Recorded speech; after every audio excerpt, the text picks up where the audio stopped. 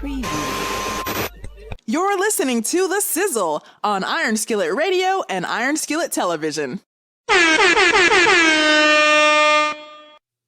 You know who it is. You know what it is. It's The Sizzle in the building, baby, with an interview with one of the hottest coaches in the region. You know who's here. Angela Blakely's in the building. But before we can get started, I've got to say, he's G.SIZZLE. I'm G.SIZZLE.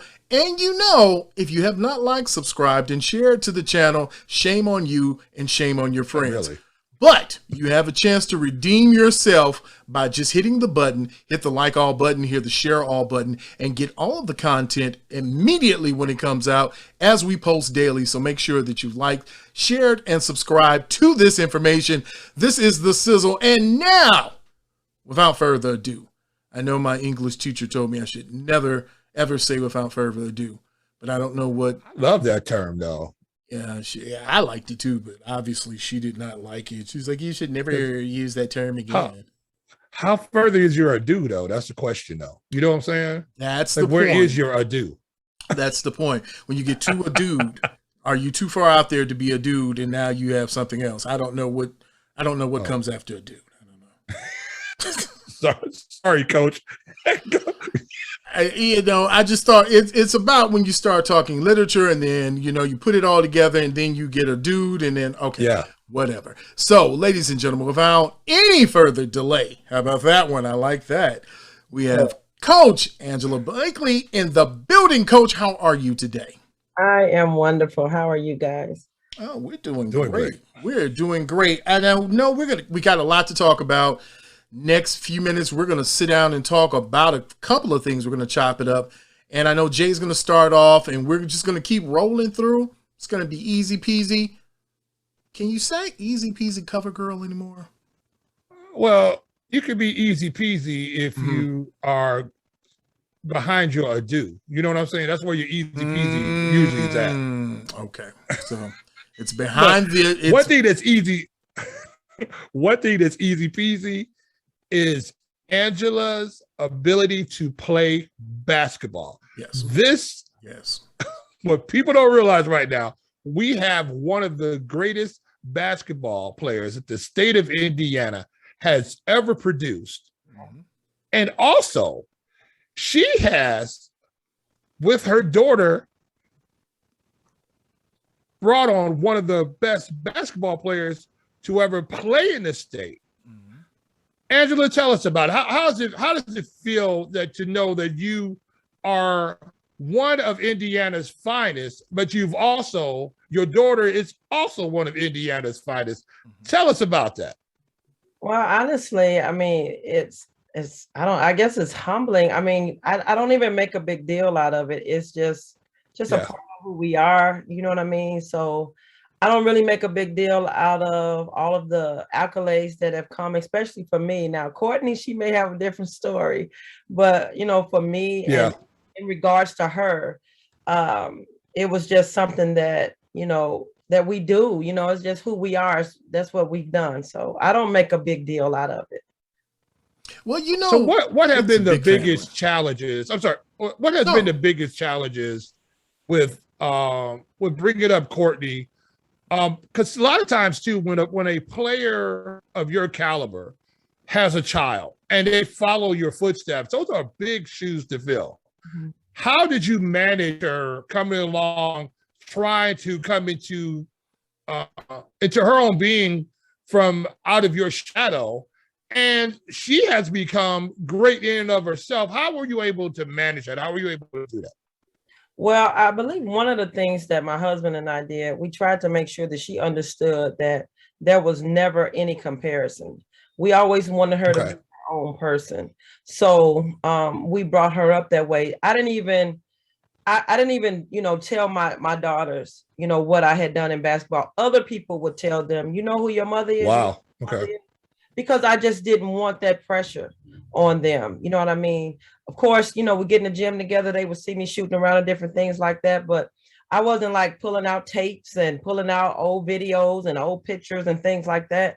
Other people would say something. And so it would force me to kind of find the old pictures and the old tapes and different things like that. But we always wanted both of our daughters to just be themselves, be their own people, and, you know, not worry about filling my shoes and fill your own shoes and be better than I ever was. So what are some of the highs that you were able to share with your daughter? And also, did you talk about some of the pitfalls about playing basketball, about being in the spotlight like you were? People, you're always living in that fishbowl, and people are watching everything you do, from on the basketball court to in the classroom to in your personal life. How are you able to get her to be able to navigate that and also have a normal childhood? I tried to make childhood for them as normal as possible, honestly. My husband is really the one that got them in the gym all the time. I was the one buying doll houses, dolls. I wanted them to be girls, you know what I mean? I wanted them to have the normal childhood. So I wanted to make sure they had a whole kitchen in their room, you know, a little play kitchen. They had a whole sink, cabinets and everything, just because I wanted them to not be so focused on basketball. Although I knew basketball would be a part of their future, I wanted to make sure that they had balance. That was very, very important to me. So I did all of those other things. Now, my husband, he's a basketball fanatic. So he was the one taking them to the gym. I didn't even go to the gym with them. I didn't want to put any pressure on them. He was the one, he's the one responsible. A lot of people, you know, give me credit, but honestly, my husband is the one that really worked with them year after year after year. You know what I mean? So I just wanted to make sure that they were balanced young women, young ladies, that basketball was not the only thing that they could do. So that was very, very important to me. You know, knowing your family and knowing the pedigree that you come from athletically, how you've come about with the girls and how you and your husband have raised the girls, we're at this point in juncture where student athletes, college athletes, professional athletes are all under a microscope, and especially the female athletes who are coming under a lot of scrutiny, not just because of being athletes, but because of gender also. It's become an issue, and one that we've tried to address on the show, but one that I think needs to be addressed around the world. So when it comes to girls, especially your girls, I thought it was important that you said you tried to give them a normal setting, something that put them in a normal childhood setting, and they were able to make their choice. With your girls, did you see that that became a way of giving them some mental stability and emotional stability as they were coming up as young people? Well, you know, like I said, that mental health part, that piece is huge, because I went through a lot of mental health issues as a college and as a professional player. So for me, you know, having that background, that mental health background, I was always very keen on making sure that I kept them balanced. And I use that word a lot because I think that it's important. Too much of anything is a sin. So I tried to make sure that they had enough basketball. My husband was also very good as they was developing, as they were coming up. He would make them take breaks. So they would play all summer, and then some, you know, now, you know, sports are all year round. You know what I mean? You can play AAU basketball all year. And so he would force them to sit down for a month just to take that time off, which I thought was very good because it gave their bodies time to rest. Believe it or not, they're young, and they were young at the time, but you're still putting miles on these babies' legs. Right. You're putting miles on them mentally, because as a parent, you want them to be successful. As a parent, you think they ought to be able to do this a little bit better. We've been working on this. Well, you still have to give that development time to develop. So again, balance for me is huge. The mental health part, because I did endure that, I was very, very, very keen on making sure that they stayed balanced. I tried to talk them through a lot of different things so that they would understand it's going to be okay. Like, this is just a game. You know what I mean? This is not the end of the world. Keep living. The sun going to shine in the morning. So, you know, I tried to make sure that it was just balanced for me. Now, if you don't mind, let's delve into this a little bit. You were speaking of mental health issues, and we've had a lot of Naomi Osaka comes to mind when you talk about athletes who have said they're stressed and they've gotten to their point, their breaking point. And I think we see it a lot with, or we had seen it with the Williams sisters, where physically and mentally they were spent. We saw it with professional athletes. We've seen it with the LeBron James. We saw it with Kyrie Irving. We've seen this with players. So how do you start setting up an environment that's conducive for young people, especially young athletes, so that they have that mental and emotional stability on both sides? Well, I think one of the things that we always have to do is remember that it is a game. And that at the end of the day, and I get winning and losing, like nobody likes to lose. It's a part of the process. Emotional training, I think that's very, very important. And what I mean by that is making sure you stay under control. So, we need to talk about when you lose, how you react. We need to talk about how, when you win, how you react. We need to talk about the fact that this is a season of your life. This is not going to be you forever. So those things, in my opinion, is very, very important. I used to tell my girls all the time, one day you will be me. And I don't just mean my daughters, I mean my players. One day you will be me. No, you won't be me physically, but one day you're going to be a wife. One day you're going to be a mom. One day you just have to be a citizen in the community, and you need to know how to react. Because there's not going to be cameras following you around all the time. There's not going to be a crowd of people in an arena ready to watch you play basketball, because eventually the air will seep out of the basketball. You will not be able to play the sport that you love for the rest of your life. So with that in mind, I think it's important that we keep those kinds of subjects on the forefront of athletes, because we do put a lot of pressure on ourselves. We get pressure from fans, we get pressure from coaches. We put pressure on ourselves, just us wanting to perform well, wanting to be in the limelight. You know what I mean? A lot of people like that. So, and I don't think there's anything wrong with that, but with a false balance, it creates a very critical environment. And, I really felt bad for the young lady, the tennis player, because she was brutally honest, but I understood exactly what she was saying. I understood even what Simone Biles was saying at the Olympics, at the biggest stage there is in the world. And she had to step down because she did not feel right mentally. That was huge. That's huge.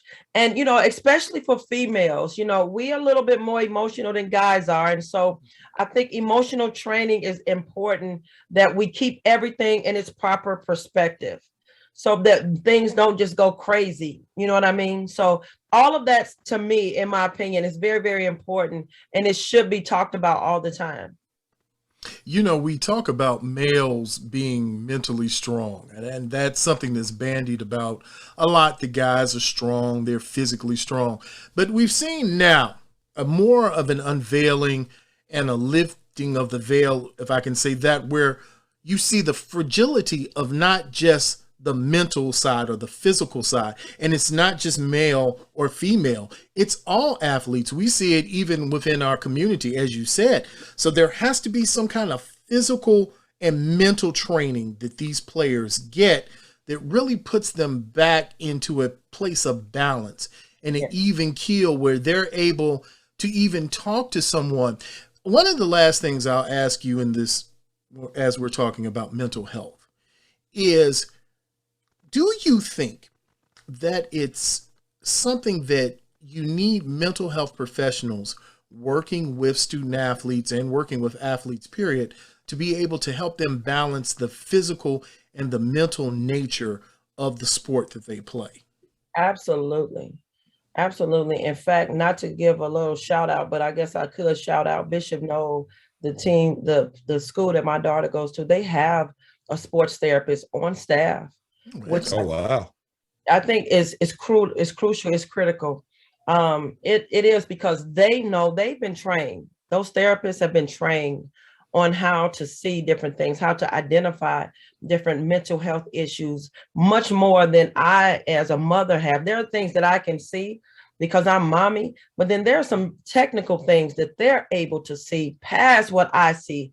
And then there are some techniques that I think that they have that, you know, are a little bit more effective. And so it's important. I think everybody should, you know, have access to a sports therapist because it is very stressful. You know what I mean? Especially when you don't perform well, especially when you don't maybe go as far as you thought you should have. You don't become the athlete that you thought you should have become. And that was my issue. I didn't play in the WNBA long. And so for me, it was like, oh my God, I'm a failure. And it took me like 15 years, and I'm not even like exaggerating. It took me 15 years to dig myself out of that failure hole that I had dug. You know what I mean? And so it's important. That kind of thing is important because and I don't say this to brag, but there are not many people in the world that can say that they play professional basketball. Right. And I just downplayed all of the things that I had accomplished. I downplayed it just because I did not go as far as I wanted to with it. So I understand the mental anguish and I understand the heartache that comes with it. And so, yes, sports therapy, I think is very crucial. It's critical, even at the high school and maybe even the middle school, because kids are being recruited now in middle school. You know what I mean? And so 8th grade success does not guarantee 12th grade success. Right. So what somebody tell me in the 8th grade, if I don't keep working, well, they said this, they said that, and I had this school following me in the 8th grade. Well, sometimes we can get a little complacent. And if I'm not doing everything necessary to maintain that status, when I get to the 12th grade and things kind of drop off, that can be very depressing, and that's a dark place. So I think it's important to have a sports therapist. Sorry if I talk too long. Oh, no. I'll ask questions all day. And I know Jay has some follow-up on always, because we talk about mental health all the time.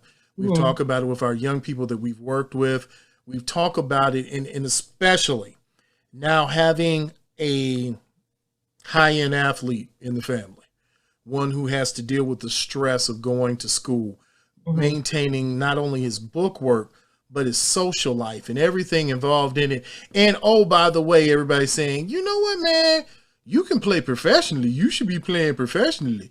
You'll be great at that. And then the fallout from when he doesn't make that shot right, or when he doesn't get the work he wants to get in that gym, and then seeing the fallout from it, the stress that comes along with it. I think it's more than we, not only as parents, but we as a society. I don't think we really understand the totality of the pressure we put on young people to just perform, not just on the court, but on the field, in the classroom, at home. Some of these young people have now become the breadwinners for their family, and that pressure now is heaped on them. If I fail, then what happens to my family? Well, especially now, and I don't mean to interrupt, with the NCAA instituting that you can get paid for your image and your likeness. So now, especially in college now, that adds another layer of pressure, because who does not want to have money in college? You know, I went to school. I remember eating ramen noodles. We didn't get, you know what I'm saying? We didn't get paid for our image and our likeness. You know what I mean? And so now you have athletes now, college athletes now, who have that option. And so that puts pressure on them to perform, to get myself out there, so that maybe somebody will see me and pick me up and endorse me and all of these different kinds of things. So now you got another layer of issues that could possibly come of this. You know, it looks good on the front side, don't get me wrong, but on the other side of it, that maybe we don't, you know, explore as much, that could be a problem. You know what I mean? I remember when I got drafted to the WNBA, there was some young ladies that did not get drafted, and and there was one story, a young lady committed suicide. Oh wow. Like, wow. You know what I mean? Because she didn't get drafted she should have. You know, they have these projections. You're projected to go here, you're projected to go there.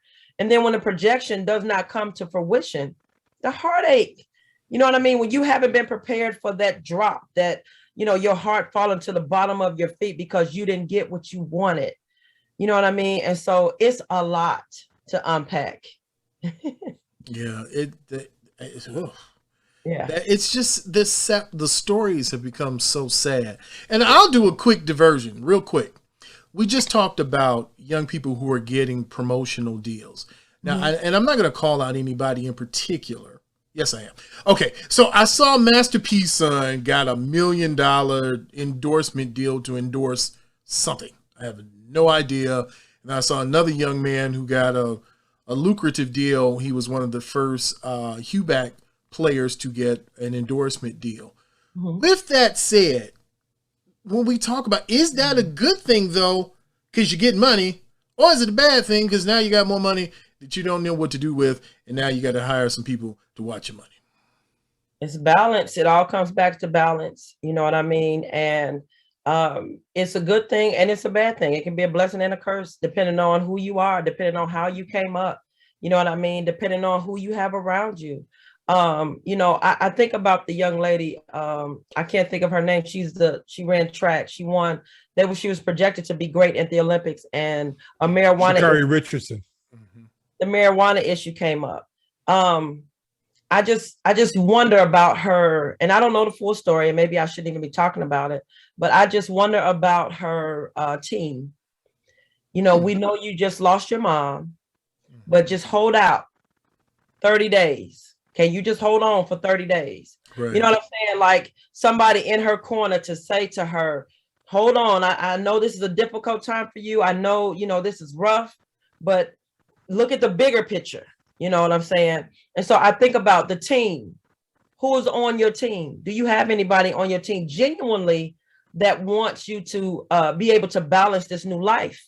Because believe it or not, it's a new life. You're on this college campus. You got all of the freedom that you've not had before. You know what I mean? And so you're doing all of these new things. And now here comes money. Oh my goodness. That could be a real issue. So my thing is, when we begin to do this for our student athletes, who is a part of the village? Who's going to be the one to say, slow down? Who's going to be the one to say, do this, do that, don't do this, don't do that. Don't say this, don't say that, don't post this. You know what I mean? Because now social media has a huge influence on endorsement or not being endorsed. So the team, the village is very, very crucial with our student athletes now.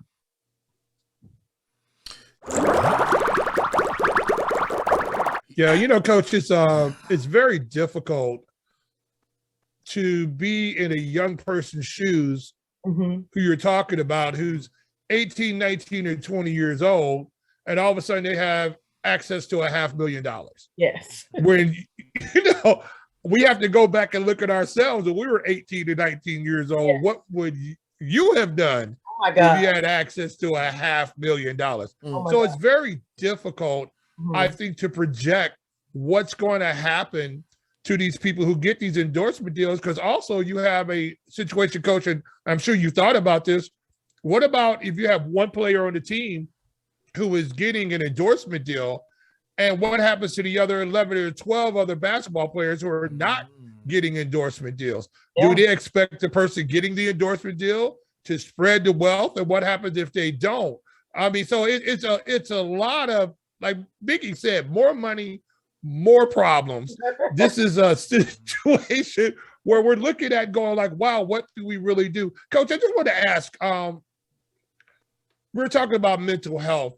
Do you ever get a chance, an opportunity to just watch men and women's basketball games just from a fan perspective? Or are you always in the coaching mode? Is the game still fun for you? I think that's the question I'm looking for, because I know your livelihood, you're a basketball coach. This is what you do. And being where you are is based a lot of times on wins and losses. So you're always trying to be critical about what's going on in the basketball that you watch. Can you get some tips? Can you watch games in a relaxed mode, or are you always in coaching mode? No, I cannot. I'm just going to be honest. I have not grown to the place where I'm just able to sit back and relax and watch, especially, you know, my girls, my high school kids, you know, college kids. Now, professional, a little bit, and I don't really watch a lot of it.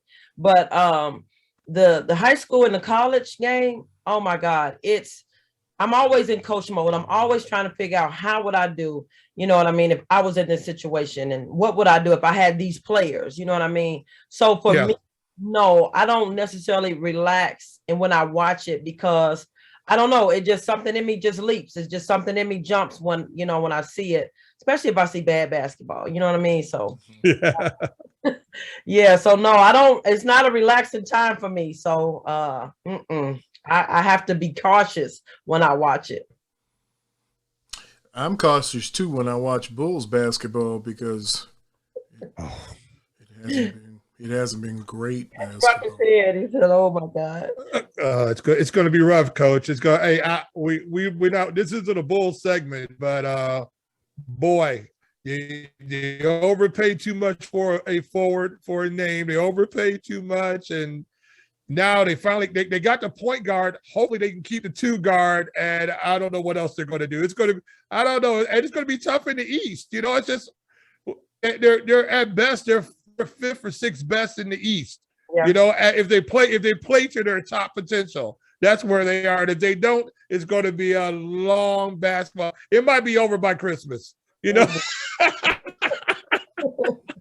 Oh boy. It's funny because they have a player. They have a young man, Patrick Williams, and it's what we were talking about. A lot of expectation. I want to say he was 19 when he was drafted, and he was thrown in the fire. He was literally thrown out there on the court, and they said, hey, guard LeBron and the rest of them people. Right. And you could see he's a stoic young man. But to your point earlier, I don't know about the mental health part of it because he always looked like it was excruciating. When you looked at his body language, when you looked at his face, he didn't look like, hey, I'm out here having a great time. I'm playing in the NBA and I got green shoes on and it's an amazing thing. No, he always looked like he was being held hostage on the court and made to play. And I guess at this point, we're seeing more and more because more athletes have avenues. They have their own venues. They have their own platforms to discuss their mental health issue. In fact, with DeMar DeRozan now, who's playing for the Bulls, he openly spoke about having mental health issues and how it affected him as a high school player and a college player. Now we're looking at young people who are just, as you said, they're worried about it in high school, in junior high, like, ooh, on my AAU team, did I tweet out the right thing? Or am I, those coaches, do they like me? Or if I don't get the ball, I got to go to this other team because they're better and they got better equipment, So who's got the best if you want to be on the Nike squad or the Under Armour squad? I mean, those are serious things now they're talking about. So it's a lot that's going on. But with all that said, there's a lot going on with you too. There's a lot going on, a little movement, some things going on around in your world. So what I'm going to do is give you the chance to tell everybody what's going on with you. What are the projects that you are doing and what is it that you're doing moving forward in the future? Well, project that I'll always have would be Hamblin Hoops. And that's why I have my Hamblin, you can't see hoops, my Hamblin Hoops t-shirt on. I always, that'll always be something that I do. We have the MLK Girls Basketball Classic coming up in January. We're still working on all of the logistics when it comes to those kinds of things. Also a writer. I'm still trying to write all of these books that's inside of me. I'm trying to get them out of me because I do believe that my story has relevance. And so that's another project. I now also will be focusing more on my baby girl, my Kennedy. She's a sophomore at Bishop Knoll. She'll also be playing basketball. And so with Courtney at Middle Tennessee State in Murfreesboro, Tennessee, so we'll be traveling to see her as well. So I'm getting ready to get real busy. So in what I did in lieu of that, I did resign as the head women's basketball coach from Calumet College. I just needed some time because my daughters are getting older and Courtney really taught me a great lesson. Courtney left here faster than I thought. So I'm looking at Kennedy and I'm like, let me hold on to my baby. Let me be there for her. I know as a coach, as a head coach at Calumet, I missed a lot of games because I was coaching and I don't want to miss anymore. I don't want to miss any games for Courtney. I don't want to miss any games for Kennedy. And so I needed to make an executive decision for me and for my family. And so that's what I did. And I'm excited. I'm not done coaching basketball. I'm working at a school now that I see a lot of athletes. The the view for me, I'm looking at footwork. I'm looking at how you hold a basketball, how you catch. And so as an elementary PE teacher, I'm looking at all of those things. And so I'm not done coaching, but for now, I just want to focus on Kennedy and her development, Courtney and her development moving forward, and just being available for my daughters.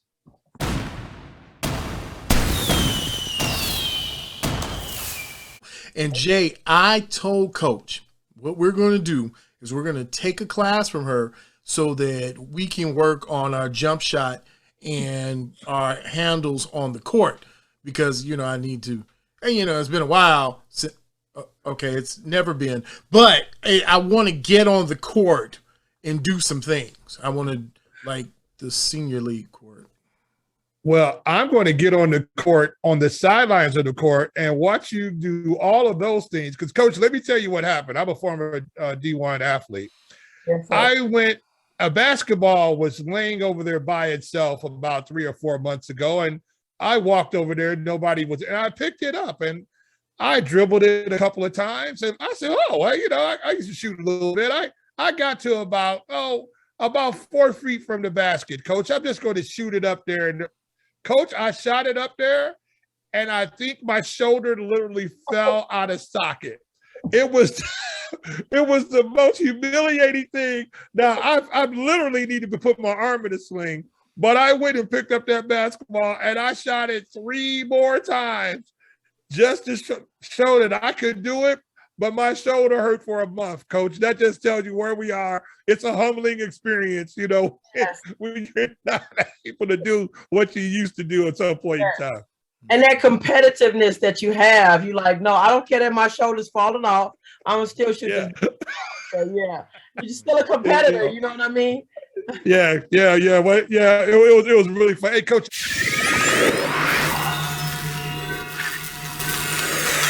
For you too, we want to be part of this because what you're doing, and you ought to be commended.